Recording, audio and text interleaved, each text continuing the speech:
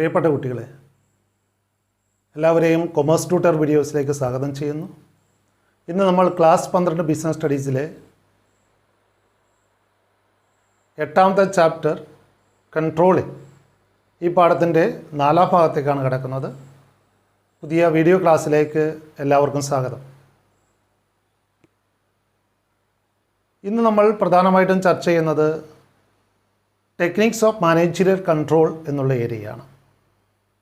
നിയന്ത്രണ ഉപാധികൾ ഏതൊക്കെയാണ്, നിയന്ത്രണത്തിന് വേണ്ടിയിട്ട് ഉപയോഗിക്കുന്ന പല ടെക്നിക്കുകൾ, what are the different techniques used for managerial control. broadly speaking, there are two methods. Control techniques ആയിട്ട് പ്രധാനമായിട്ടും 2 തരം ടെക്നിക്കുകളാണുള്ളത്: traditional techniques and also modern techniques. Firstly about the traditional techniques. പരമ്പരാഗതമായിട്ട് ഉപയോഗിച്ച് വരുന്ന കൺട്രോൾ ടെക്നിക്സുകളാണിവ. സ്ഥാപനത്തിൽ ഇഫക്റ്റീവായിട്ട് കൺട്രോൾ നടപ്പിലാക്കാൻ വേണ്ടിയിട്ട് ഉപയോഗിക്കുന്ന പരമ്പരാഗത രീതികളാണിവ. ഇവ പരമ്പരാഗത രീതികളാണെങ്കിലും ഇന്നും പ്രസക്തമായിട്ടുള്ള രീതികളാണ്.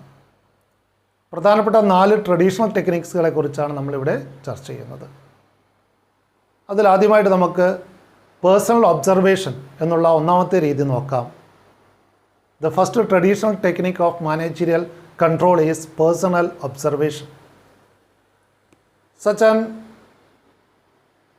direct observation or personal observation create a psychological pressure on the employees to perform well.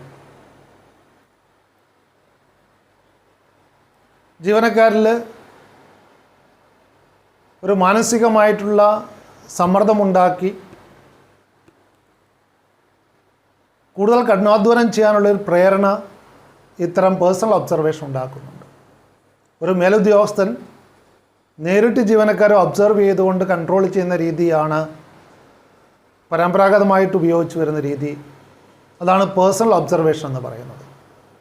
Under this method we know it is the most traditional method of control.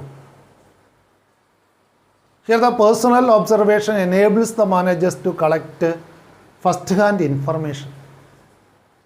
അപ്പം നേരിട്ട് ഒരു മേലുദ്യോഗസ്ഥൻ കീഴുദ്യോഗസ്ഥനെ വിലയിരുത്തുന്ന രീതിയാണ് ഇവിടെയുള്ളത്. അപ്പോൾ അത്തരത്തിൽ നേരിട്ട് മാനേജർമാർക്ക് ഒരു first hand information, direct information ലഭിക്കുന്നു എന്നുള്ളത്, കൂടുതൽ റിലയബിൾ ആയിട്ടുള്ള ഇൻഫർമേഷൻ ലഭിക്കുന്നു എന്നുള്ളത് ഇതിൻ്റെ ഒരു അഡ്വാൻറ്റേജാണ്. And also we know it creates a psychological pressure on the employees to perform well as they are aware that they are being observed personally on their job.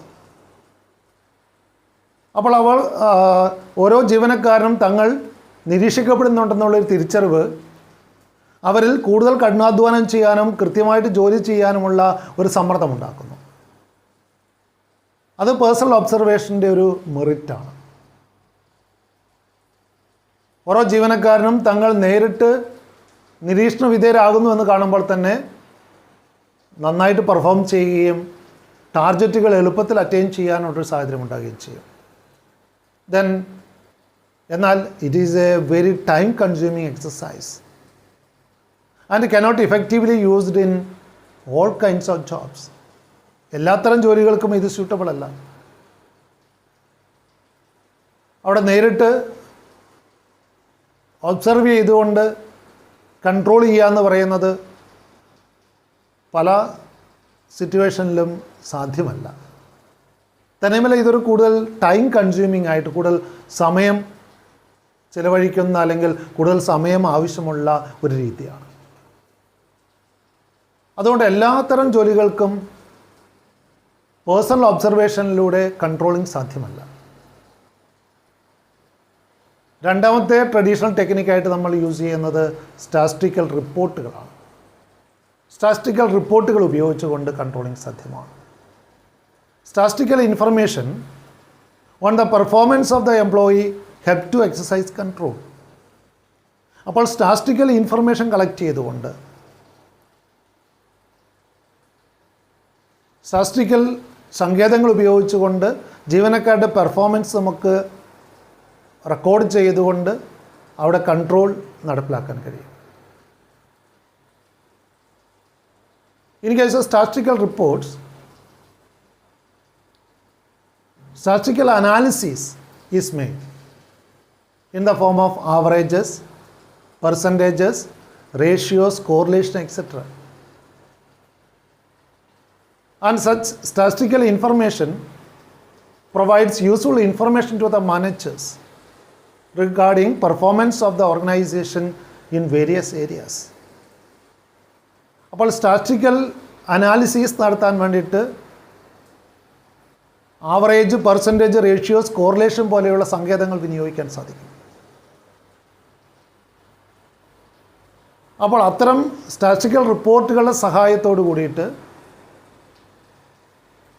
വിവിധ സ്റ്റാറ്റിസ്റ്റിക്കൽ സങ്കേതങ്ങൾ ഉപയോഗിച്ചുകൊണ്ട് ജീവനക്കാരുടെ പ്രവർത്തനം വിലയിരുത്താനും ആ രീതിയിൽ കൺട്രോളിംഗ് സ്ഥാപനത്തിൽ നടപ്പിലാക്കാനും കഴിയും. Such information when presented in the form of charts, graphs, tables, etc. enable the managers to read them more easily. അപ്പോൾ ഇത്തരത്തിൽ നമ്മൾ കളക്ട് ചെയ്യുന്ന ഇൻഫർമേഷൻ ചാർട്ടുകളായിട്ടോ ഗ്രാഫുകളായിട്ടോ ടേബിളുകളായിട്ടോ ഒക്കെ പ്രസൻറ്റ് ചെയ്താൽ മാനേജർമാർക്ക് എളുപ്പത്തിൽ അത് മനസ്സിലാക്കാൻ കഴിയും. It also allow a comparison to be made with the performance in previous periods and also with the benchmarks. അപ്പോൾ ഇത്തരത്തിലുള്ള സ്റ്റാറ്റിസ്റ്റിക്കൽ സങ്കേതങ്ങൾ ഉപയോഗിച്ച് ഇൻഫർമേഷൻ കളക്ട് ചെയ്തുകൊണ്ട് എളുപ്പത്തിൽ കമ്പാരിസൺ നടത്താൻ കഴിയും. കഴിഞ്ഞ കാലങ്ങളിലെ ഇൻഫർമേഷനുകളുമായിട്ടോ അല്ലെങ്കിൽ മുൻകൂട്ടി നിശ്ചയിച്ച ബെഞ്ച് മാർക്കിലെ സ്റ്റാൻഡേർഡുമായിട്ടോ കമ്പയർ ചെയ്തുകൊണ്ട് ഡീവിയേഷനെ വേഗത്തിൽ കണ്ടെത്താൻ കഴിയുമെന്നുള്ളൊരു മേന്മയുണ്ട്. So statistical reports are used for control purposes. It is also a traditional technique of control. ഇവിടെ ആവറേജ്, പെർസെൻറ്റേജ്, റേഷ്യോ, കോറിലേഷൻ തുടങ്ങിയ സങ്കേതങ്ങളാണ് പെർഫോമൻസ് അസസ് ചെയ്യാൻ വേണ്ടിയിട്ട് ഉപയോഗിക്കുന്നത്. അവയെ പിന്നീട് അനുയോജ്യമായ രൂപത്തിൽ ചാർട്ടുകളായിട്ടോ ഗ്രാഫുകളായിട്ടോ ടേബിളുകളായിട്ടോ മാറ്റിയിട്ട് വേഗത്തിൽ കാര്യങ്ങൾ മാനേജർമാർക്ക് ഗ്രാസ്പ് ചെയ്യാൻ കഴിയും. ഇത്തരം സ്റ്റാറ്റിസ്റ്റിക്കൽ റിപ്പോർട്ട് ഉപയോഗിച്ച് അപ്പോൾ കൺട്രോളിംഗ് സാധ്യമാക്കാം. ദെൻ മൂന്നാമതായിട്ട് നമ്മൾ ചർച്ച ചെയ്യുന്നത് ബ്രേക്ക് ഈവൻ അനാലിസിസ് ആണ്. Another traditional technique of managerial control is break-even analysis. Here break-even point is the level of operation where the total revenue are equal to total cost. Break-even point എന്ന് പറയുന്നത് break-even അനാലിസിസിൽ നമ്മൾ പെർഫോമൻസിൻ്റെ break-even point നിർണ്ണയിക്കുകയാണ് ചെയ്യുന്നത്.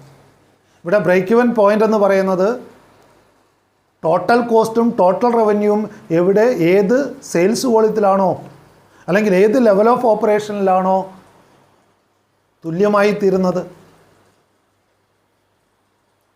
ആ level of പെർഫോമൻസിനാണ് break even point എന്ന് പറയുന്നത്. Take the example, അവിടെ എത്ര യൂണിറ്റ് ഓഫ് സെയിൽസ് നടത്തിയാലാണ് നമ്മുടെ സെയിൽസ് റവന്യൂ ആ കോസ്റ്റ് ഓഫ് പ്രൊഡക്ഷനുമായിട്ട് ഈക്വൽ ആകുന്നത്. It is the point of no profit no loss. അല്ലെങ്കിൽ ഏത് സെയിൽസ് വോളിയത്തിലാണോ ടോട്ടൽ റവന്യൂ ടോട്ടൽ കോസ്റ്റിന് തുല്യമായി തീരുന്നത് അതാണ് ബ്രേക്ക് ഇവൻ പോയിന്റ് എന്ന് പറയുന്നത്. അപ്പോൾ ഈ ബ്രേക്ക് ഇവൻ അനാലിസിസിലൂടെ നമുക്ക് ലാഭം എത്ര വേണമെന്ന് നിശ്ചയിച്ചുകൊണ്ട് അതിന് വേണ്ട സെയിൽസ് വോളിയം ഫിക്സ് ചെയ്യാൻ കഴിയും. മുൻകൂട്ടി നമുക്ക് നമ്മുടെ പെർഫോമൻസ് ലെവൽ ഫിക്സ് ചെയ്യാൻ കഴിയും. നമ്മൾ ടാർഗറ്റ് ചെയ്യുന്ന പ്രോഫിറ്റ് നിർണ്ണയിച്ചുകൊണ്ട് ആ ടാർഗറ്റഡ് പ്രോഫിറ്റ് അറ്റൈൻ ചെയ്യാൻ വേണ്ടിയിട്ട് വേണ്ട സെയിൽസ് വോളിയം അല്ലെങ്കിൽ പെർഫോമൻസ് ലെവൽ എത്രമാത്രമെന്ന് മുൻകൂട്ടി തീരുമാനിക്കാൻ കഴിയും. So break even analysis is a technique used by managers to study the relationship between cost, volume and profits. ഈ 3 പാരാമീറ്റേഴ്സ് തമ്മിലുള്ള റിലേഷൻഷിപ്പ് കാണിക്കാൻ വേണ്ടിയിട്ടാണ് ബ്രേക്ക് ഈവൻ അനാലിസിസ് ഉപയോഗിക്കുന്നത്. Cost, volume and also profit. It determines the probable profit and losses at different levels of activity. അപ്പോൾ ഓരോ level of ആക്ടിവിറ്റിയിലുമുള്ള profit അല്ലെങ്കിൽ loss നിർണ്ണയിക്കാൻ വേണ്ടിയിട്ടാണ് ഈ ബ്രേക്ക് ഈവൻ അനാലിസിസ് സഹായിക്കുന്നത്. The sales volume at which there is no profit, no loss is known as break-even point. അപ്പോൾ ഏത് sales വോളിയത്തിലാണോ പ്രോഫിറ്റോ ലോസോ ഇല്ലാതായിത്തീരുന്നത്, 0 profit 0 loss, ആ ലെവൽ ഓഫ് സെയിൽസ് വോളിയത്തിനാണ് ഇവിടെ ബ്രേക്ക് ഈവൻ സെയിൽസ് അല്ലെങ്കിൽ ബ്രേക്ക് ഈവൻ പോയിൻ്റ് എന്ന് ഉദ്ദേശിക്കുന്നത്. It is useful technique for the managers as it helps in estimating profits at different levels of activities. അപ്പോൾ നമ്മുടെ level of ആക്ടിവിറ്റിക്ക് അനുസരിച്ച് ലാഭം എത്രയായിരിക്കുമെന്ന് മുൻകൂട്ടി നിർണ്ണയിക്കാൻ നമുക്ക് കഴിയും. എത്ര സെയിൽസ് വോളിയം ഉണ്ട്, അതിനനുസരിച്ച് എത്ര പ്രോഫിറ്റ് ഉണ്ട് എന്ന് കൃത്യമായിട്ട് നിർണ്ണയിക്കാൻ നമുക്ക് കഴിയും. Break even analysis helps a firm in keeping close check over its variable cost and determines the level of activity at which the firm can earn its target profit. അപ്പോൾ വേരിയബിൾ കോസ്റ്റ് എന്ന് പറയുന്നത് sales വോളിയത്തിന് ആനുപാതികമായിട്ട് വർദ്ധിക്കുന്ന ഒന്നാണ്. എന്നാൽ മറ്റൊരു element എന്ന് പറയുന്നത് fixed കോസ്റ്റാണ്. അത് സെയിൽസ് വോളിയം എത്രയാണെങ്കിലും മാറ്റം വരുന്നില്ല, ഇറ്റ് റിമൈൻസ് ഫിക്സഡ്. അപ്പോൾ വേരിയബിൾ കോസ്റ്റ്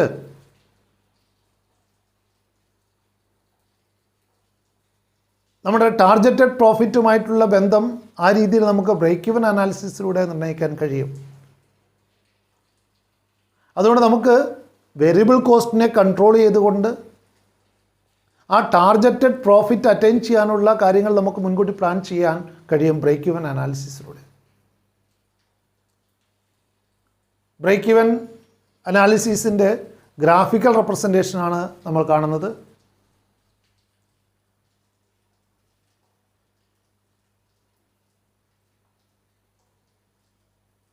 ഇവിടെ കോസ്റ്റ് ആൻഡ് റവന്യൂ ആണ് ഒരു ആക്സിസിൽ എടുത്തിരിക്കുന്നത്, മറ്റേ ആക്സിസ് സെയിൽസ് വോളിയം ഇൻ 1000 യൂണിറ്റ്സിലാണ് നൽകിയിരിക്കുന്നത്.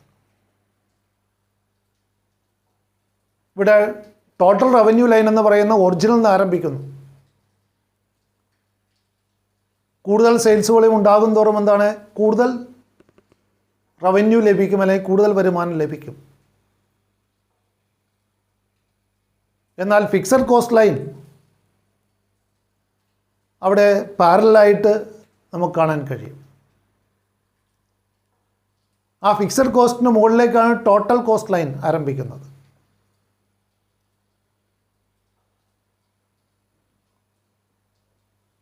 അവിടെ 0 ലെവൽ ഓഫ് സെയിൽസ് ആണെങ്കിലും എന്താണ്, ഫിക്സഡ് കോസ്റ്റിൽ മാറ്റമില്ല. അതിന് മുകളിലേക്കാണ് എന്ത് വേരിയബിൾ കോസ്റ്റ് ഉണ്ടാകുന്നത്. ഫിക്സഡ് കോസ്റ്റും വേരിയബിൾ കോസ്റ്റും കൂടെ കൂടുന്നതാണ് ടോട്ടൽ കോസ്റ്റ് എന്ന് പറയുന്നത്. അപ്പോൾ ഈ ടോട്ടൽ റവന്യൂ ലൈനും ടോട്ടൽ കോസ്റ്റ് ലൈനും ഇൻ്റർസെക്റ്റ് ചെയ്യുന്ന അല്ലെങ്കിൽ മീറ്റ് ചെയ്യുന്ന പോയിൻ്റാണ് എന്ത് ബ്രേക്ക് ഈവൻ പോയിൻ്റ് എന്ന് പറയുന്നത്. ആ ബ്രേക്ക് ഈവൻ പോയിന്റിൽ നിന്നും സെയിൽസ് വോളിയത്തിലേക്ക് ലൈൻ വരച്ചു കഴിഞ്ഞാൽ നമുക്ക് അവിടെ ഏത് സെയിൽസ് വോളിയത്തിലാണ് പ്രോഫിറ്റ് ബിഗിൻ ചെയ്യുന്നതെന്ന് അറിയാൻ സാധിക്കും. ഏത് സെയിൽസ് വോളിയം മുതലാണ് നമുക്ക് പ്രോഫിറ്റ് ലഭിക്കാൻ തുടങ്ങുന്നത്. ആ ബ്രേക്ക് ഈവൻ പോയിന്റിൽ താഴേക്കാണ് സെയിൽസ് വോളിയമെങ്കിൽ എന്താണ്, നമുക്ക് നഷ്ടമായിരിക്കും.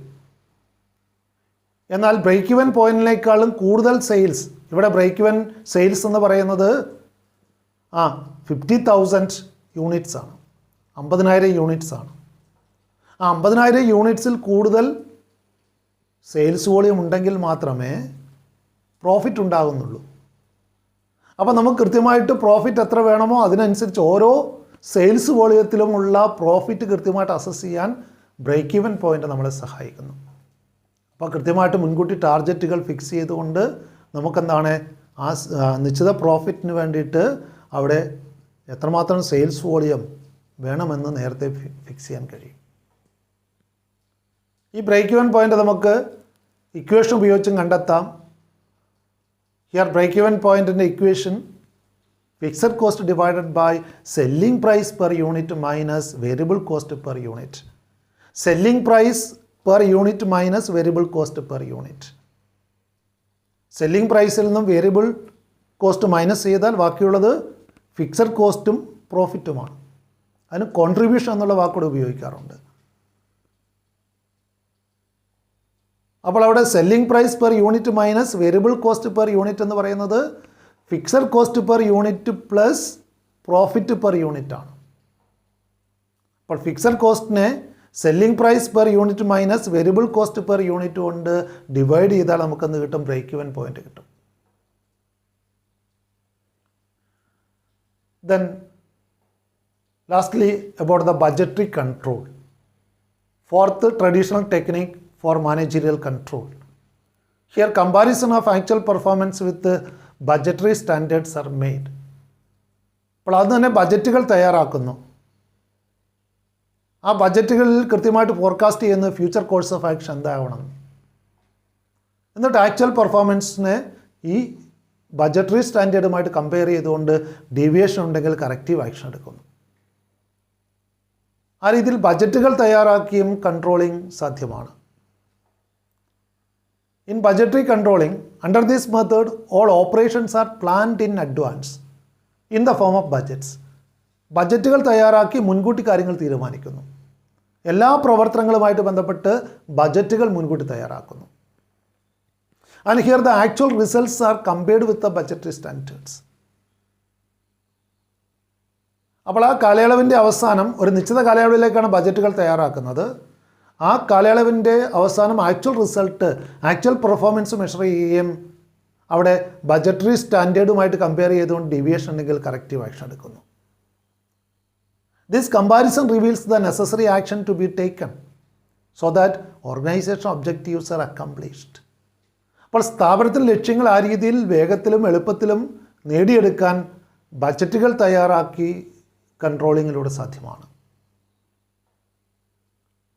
We know a budget is a quantitative statement for a definite future period of time for the purpose of obtaining a given objective.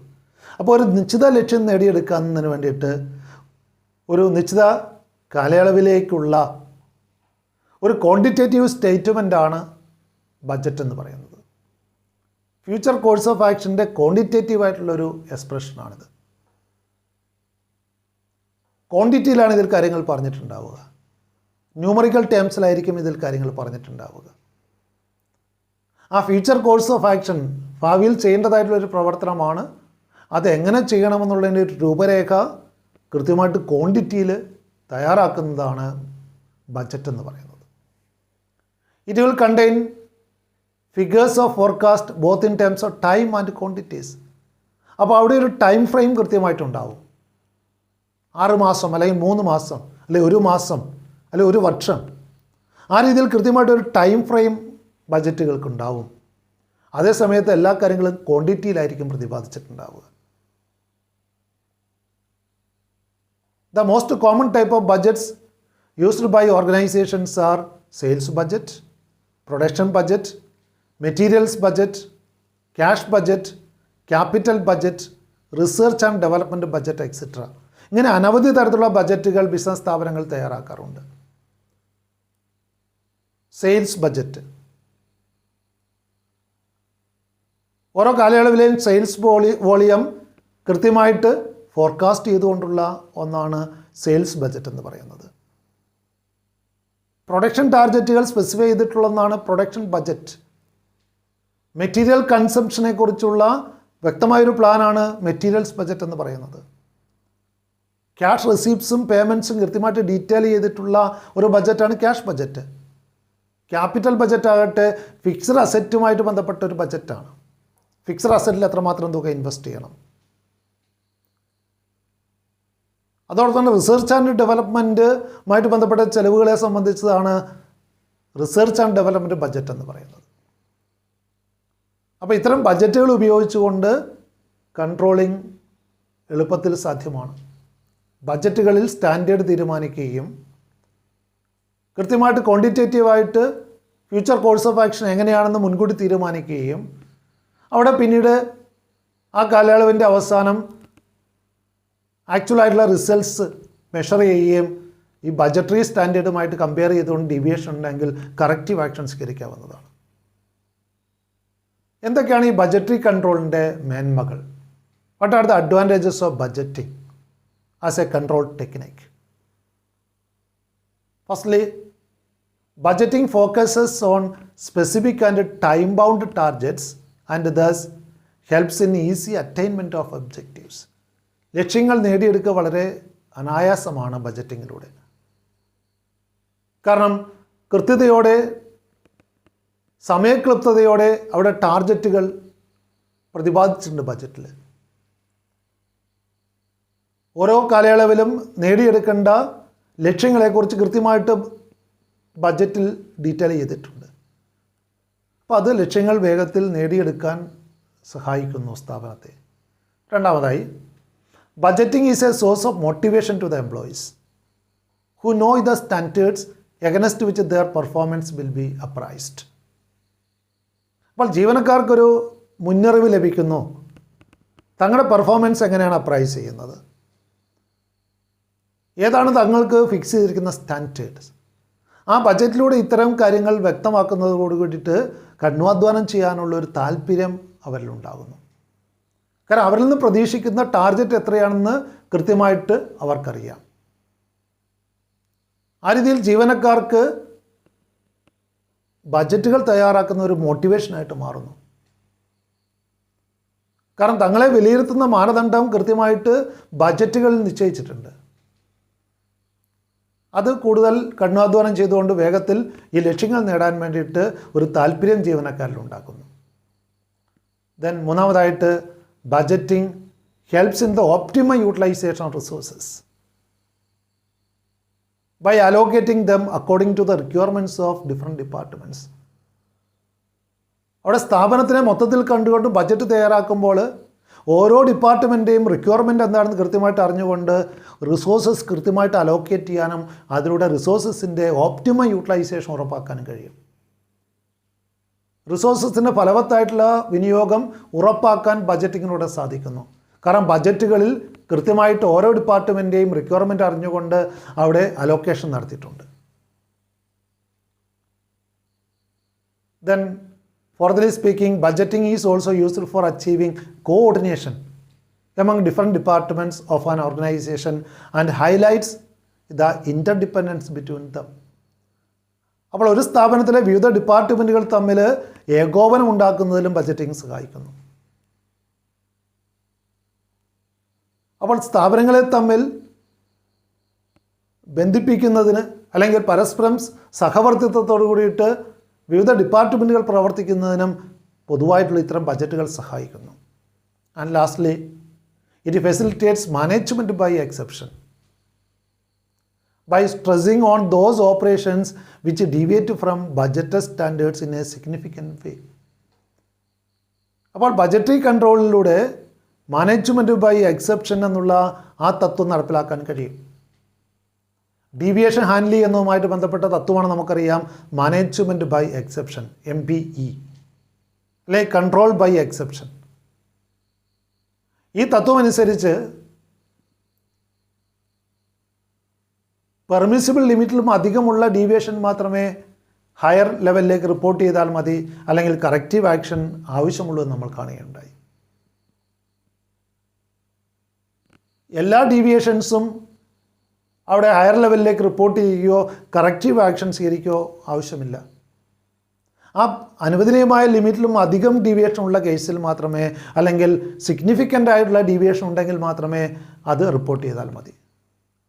അപ്പോൾ ബജറ്ററി കൺട്രോൾ സംവിധാനത്തിലൂടെ കൃത്യമായിട്ട് ഡീവിയേഷൻ നമുക്ക് മെഷർ ചെയ്യാനും അവിടെ ആ മുൻകൂട്ടി നിശ്ചയിച്ച ആ ലിമിറ്റിലും അധികമുള്ള ഡീവിയേഷൻ മാത്രം കറക്റ്റീവ് ആക്ഷന് വിധേയമാക്കുകയും ചെയ്യുന്നതിലൂടെ മാനേജ്മെൻറ്റ് ബൈ എക്സെപ്ഷൻ ബജറ്ററി കൺട്രോളിലൂടെ സാധ്യമാണ്.